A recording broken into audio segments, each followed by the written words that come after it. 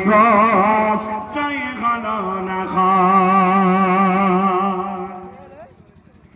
আমার মতো পাপী যেন কে গনাহি হয় জানি না জীবনে আমার জয় গণনা হয় গো জয় গণনা হয় পাপ মাকে করবে গ্রাস হব নরকবাসী তব কেন সুপ ছেড়ে কুপত ভালোবাসি গো কুপত ভালোবাসি পাপ মাকে করবে গ্রাস হব নরকবাসী তব কেন সুপ ছেড়ে কুপত ভালোবাসি গো কুপত ভালোবাসি আমার মতো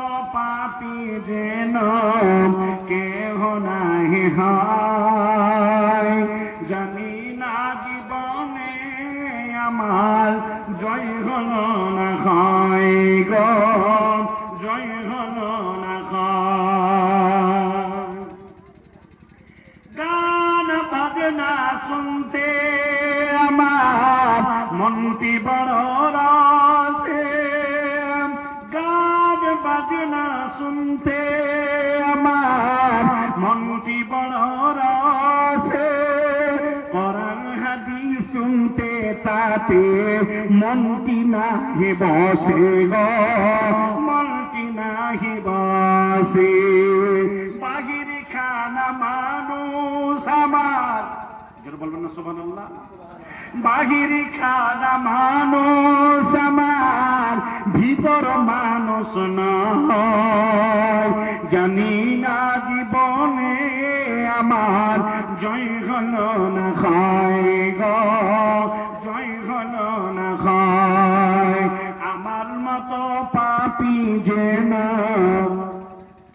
কেহ নাহি হয় জানি না জীবনে আমার জয় হল না হয় গো জয় হল না হয় কবরে রাজাব শুনে কবরে রাজাব শুনে নাহি লাগে ভয় জানি না জীবনে আমার জয় হল না হয় গো জয় হল না হয় দুনিয়ার মানুষগুলো হয় এমন দুনিয়ার বুকে মানুষেরা ভালো কাজের দিকে আহ্বান করে মানুষ আসতে যায় না জেনে রাখবেন দুনিয়াগুলো ক্ষণস্থায়ী জায়গা এই জায়গায় যদি আল্লাহ রাব্বুল আলামিনকে সন্তুষ্ট করে যেতে না পারেন আপনার মতো হতভাগা আপনার মতো অভাগা আর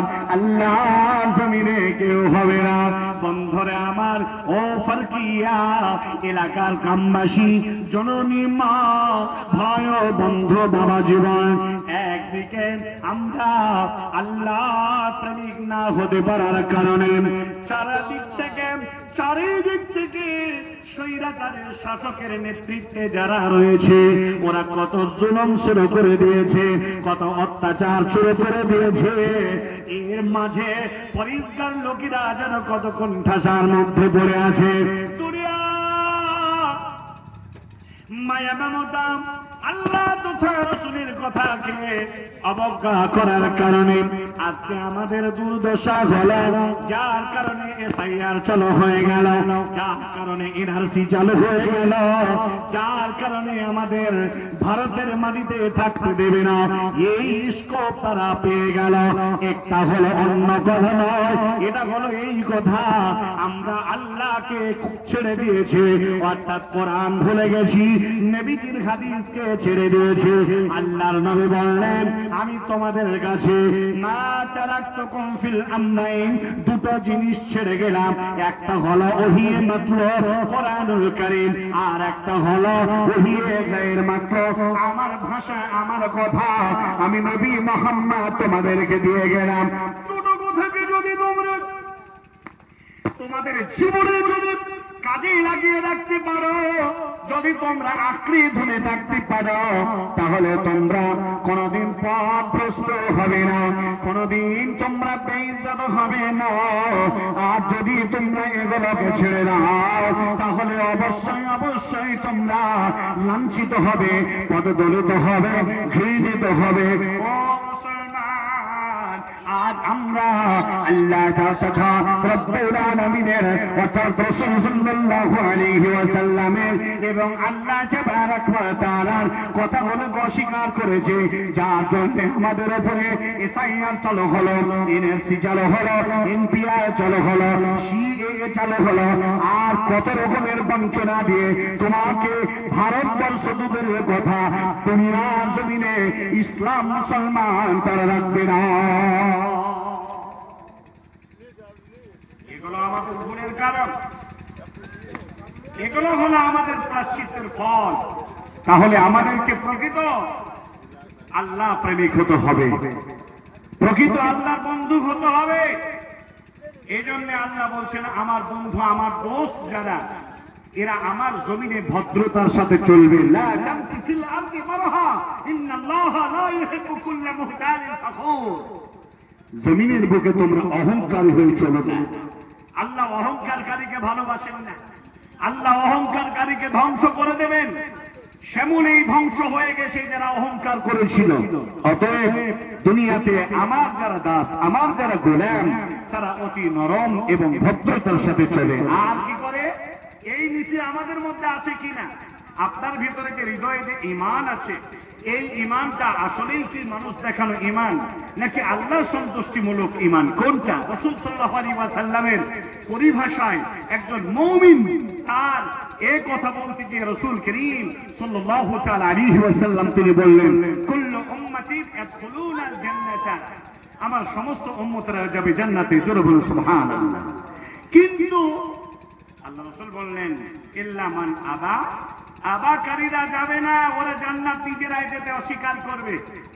জান্নাত তারা যেতে চাইবেই না, তারা নিজেরাই জান্নাত যেতে চাইবে। হাগো, দুনিয়া থেকে মরার পরে জান্নাত যেতে চাইবে না এমন মানুষ কি আছে? অবশ্যই বুঝতে পারি না আপনি, আমি, আমার মধ্যেই ভরা আছে, যেটা টের পাবেন না। জেনে রাখবেন আল্লাহ তাবারাক ওয়া তাআলা রাসূল বলেন মান আতানি দাখালাল জান্নাত, যারা আমার ইতাআত করলো, আমার যারা অনুকরণ করলো, ওরা জান্নাতে প্রবেশ করে নিলাম।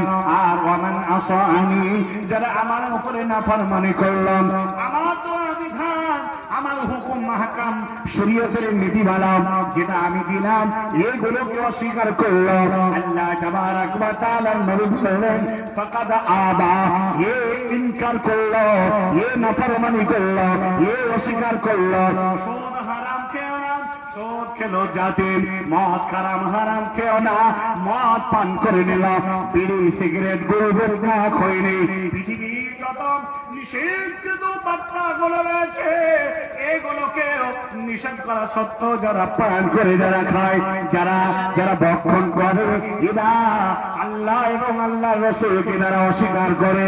অতএব সুতরাং এদের থাকার জায়গা হলো জাহান্নাম।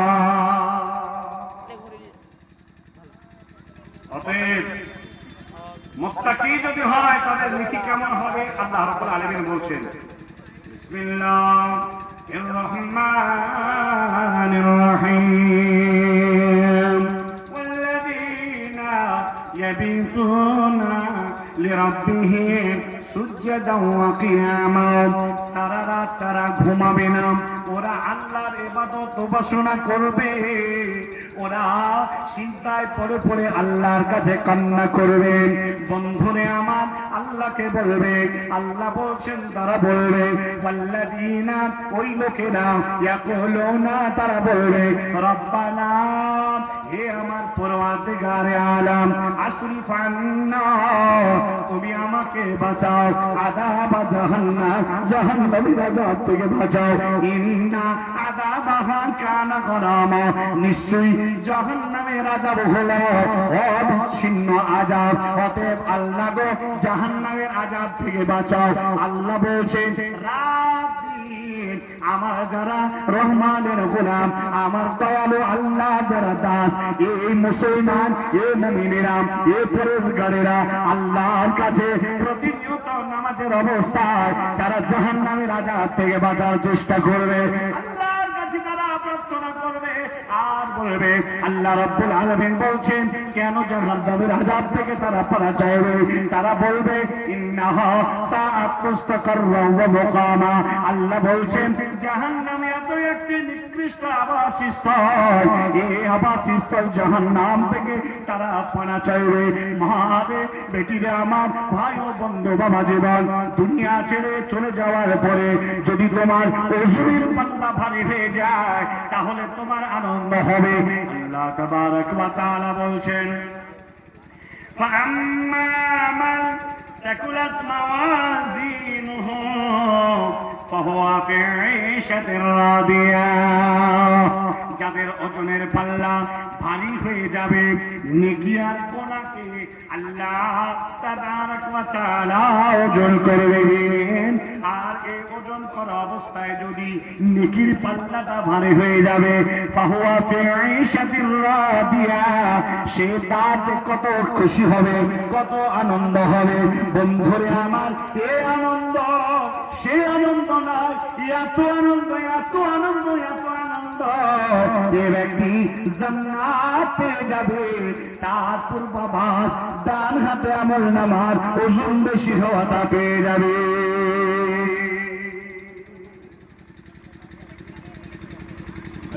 অতএব একদিন ফুরিয়ে যাবে তোমার জীবন হায়াত, একদিন ফুরিয়ে যাবে তোমার জীবন হায়াত।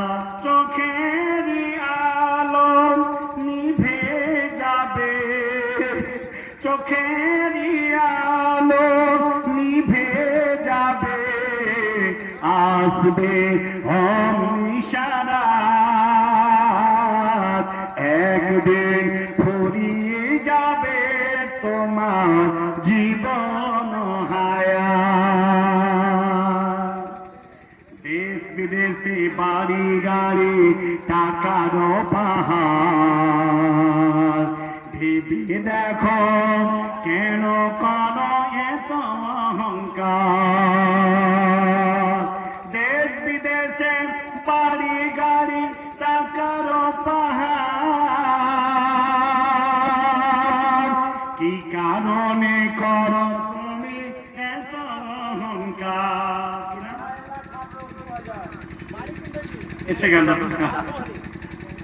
সাহিলা খাতুন 2000 টাকা, মোহনী বাড়ি 2000 টাকা।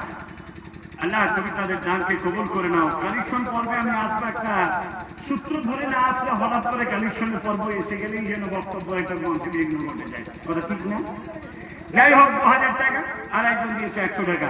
এই মাঝে একটু আল্লাহর কাছে দোয়া, আল্লাহুম্মা ধরে বলেন সাল্লি আলাইহি, আল্লাহুম্মা বারিক আলাইহিম, আল্লাহুম্মা আনসুর মান নাসারা দীনা মুহাম্মাদিন সাল্লাল্লাহু আলাইহি ওয়াসাল্লাম।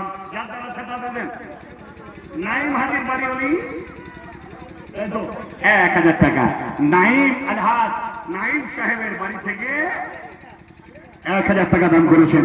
হে মহান নফসের মালিক আল্লাহ, তার দানকে তুমি সদরে গ্রহণ করে নাও। জোরে বলেন আল্লাহুম্মা আমিন।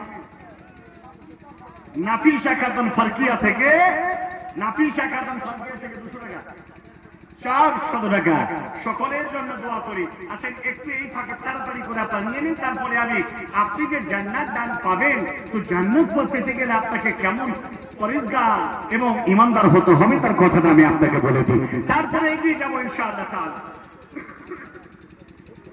আল্লাহ তাবারক ওয়া তাআলা এই মাদ্রাসাকে বাঁচানোর জন্য যারা হৃদয় থেকে দান ও খয়রাত করেছেন, মুহাম্মদ সাল্লাল্লাহু আলাইহি ওয়াসাল্লামের সাহাবীদের মতো আমরা এখনো সেই দান খয়রাত আমরা করতে পারিনি।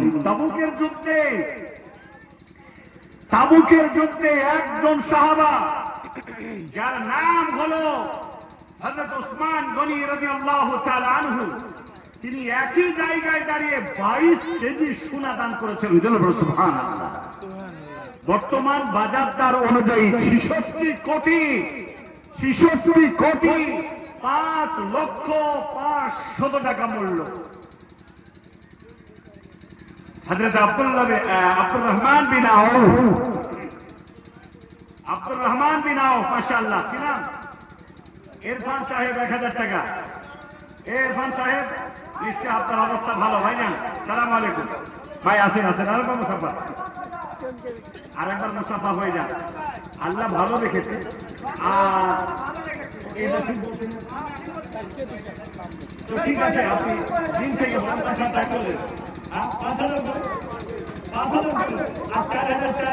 ইনশাআল্লাহ বলেন ভাইজান। শুনেন না, 4000 করবেন। এই মাদ্রাসা আপনাদের দিকে তাকিয়ে আছেন ভাই। আর 3000 দিয়ে প্লিজ। হ্যাঁ, দিতে হবে 2000 টাকা। আল্লাহ আকবার। কি নাম আপনার? ইরফান ভাই আমার 2000 টাকা। আর একজন ব্যক্তি 100 টাকা। আল্লাহ তাআলাকে কবুল করে নাও।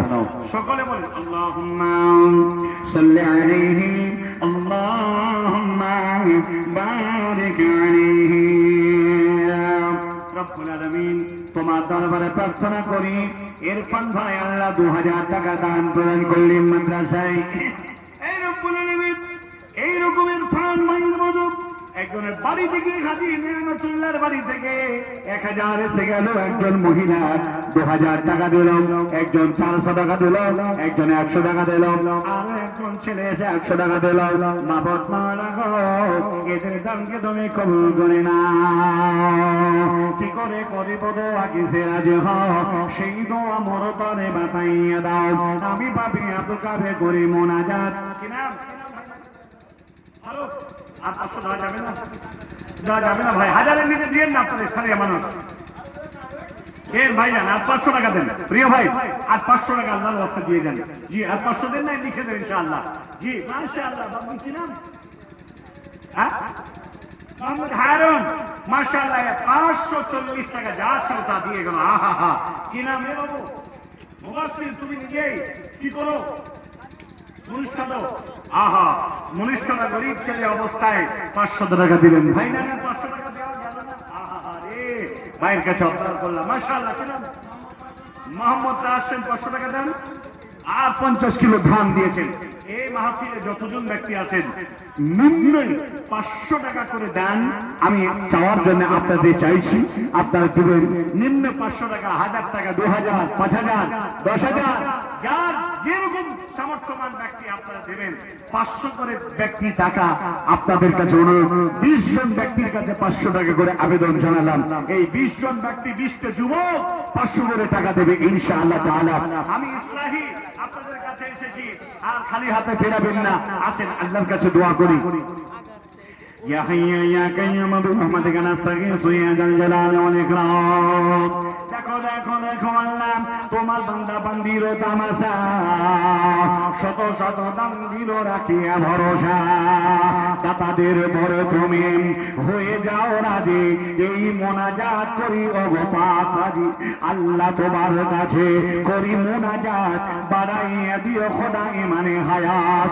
সবই নই নিবেদন করি বারবার, অনায়াসে পরশুরাতে করে দেবে বানাম। আমি পাপী আব্দুল কাবে করি মোনাজাত, বাড়াইয়া দেবে তুমি ইমানে। আল্লাহুম্মা আমিন। মনিরুল ইসলাম মনির ভাই আমার দিয়েছে 1000 টাকা এবং 20 কিলো ধান। আলহামদুলিল্লাহ। কি হলো? আল্লাহর ওয়াস্তে 1000 টাকা এবং 20 কিলো ধান দান করেছেন ভাইজান। মাশাআল্লাহ মাশাআল্লাহ। আমার প্রিয় ভাই, কি নাম? মোহাম্মদ মেহরাব। তিনি দিয়েছেন 1000 টাকা। মাশাআল্লাহ। 1000-এর জি অঙ্ক এসে গেল 2 জন। আমি 20 জনকে 500 টাকা করে চেয়েছি, আর 1000 টাকা করে 2 জন এসে হাজির হলো। মাশাআল্লাহ। প্রিয় ভাই সকল আলহামদুলিল্লাহ। আসসালামু আলাইকুম। জি ভাই, কি আছে? কত দেবেন? 5000 করে। ভাইজান এমন ভাবে দান দিয়েন না, আপনাদের দানের বিনিময়ে এই মাদ্রাসাগুলো চলছে। 20,000 টাকা এটা করিয়েন না। শুনুন ভাইজান, গতবার কত দিয়েছেন?